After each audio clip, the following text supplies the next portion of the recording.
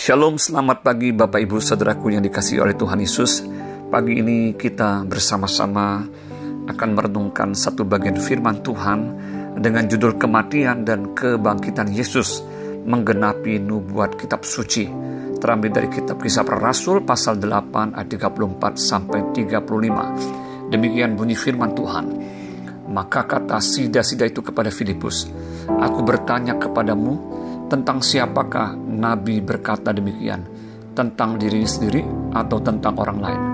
Maka mulailah Filipus berbicara dan bertolak dari nas itu, memberitakan Injil Yesus kepadanya.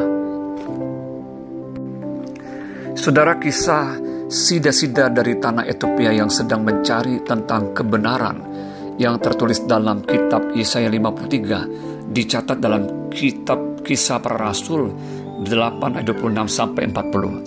Nabi Yesaya menyampaikan nubuat tentang Yesus Kristus yang akan mati dan bangkit itu sendiri. Hidup sekitar 740 tahun sebelum kelahiran Yesus. Dia tidak pernah melihat dan berjumpa dengan Yesus karena dia hidup jauh sebelum Yesus datang ke dalam dunia untuk menebus manusia dari dosa. Sungguh ajaib bukan?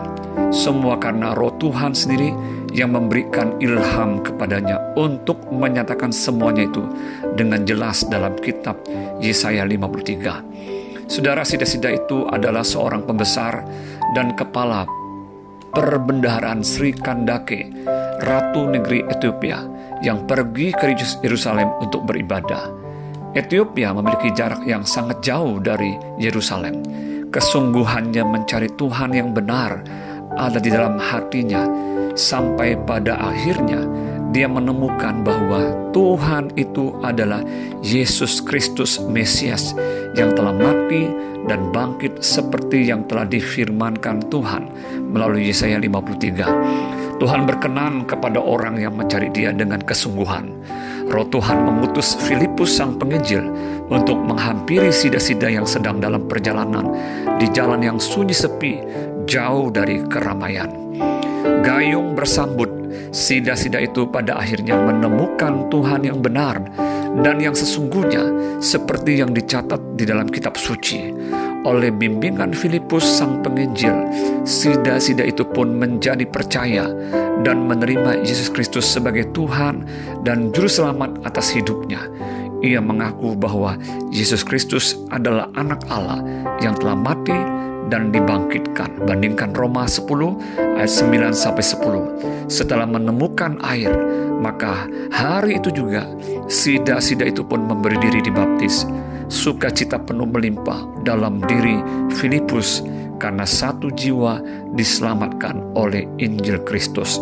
Saat ini, sebagai orang percaya, kita sudah memperingati Jumat Agung, yaitu hari kematian Yesus Kristus di kayu salib, dan juga merayakan Paskah, yaitu hari kebangkitan Yesus Kristus. Biarlah kita bertambah setia dan semakin teguh beriman dan mengikut Kristus. Kematian dan kebangkitannya telah menggenapi firman Tuhan seperti yang dikatakan dalam kitab Yesaya 53 ayat 11 yang berbunyi demikian.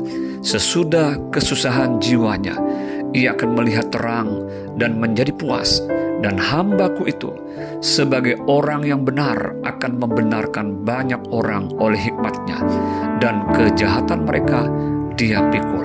Puji Tuhan, Dialah Yesus Kristus Tuhan kita yang telah mati ganti kita, dan Dialah yang bangkit dan hidup memberikan kehidupan kekal bagi setiap orang yang percaya kepadanya.